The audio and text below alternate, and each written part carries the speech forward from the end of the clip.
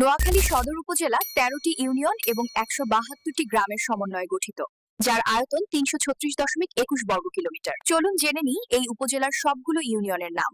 এই উপজেলার ইউনিয়নগুলো হল ১ নং চরমটুয়া ইউনিয়ন, ২ নং দাদপুর ইউনিয়ন, ৩ নং নোয়ান্ন ইউনিয়ন, ৪ নং কাদির হানিফ ইউনিয়ন, ৫ নং বিনোদপুর ইউনিয়ন, ৬ নং নোয়াখালী ইউনিয়ন, ৭ নং ধর্মপুর ইউনিয়ন, ৮ নং এউজবালিয়া ইউনিয়ন, ৯ নং কালাদরাপ ইউনিয়ন, ১০ নং অশ্বদ্দিয়া ইউনিয়ন, ১১ নং নেয়াজপুর ইউনিয়ন, ১৯ নং পূর্ব চরমটুয়া ইউনিয়ন, ২০ নং আন্ডারচর ইউনিয়ন।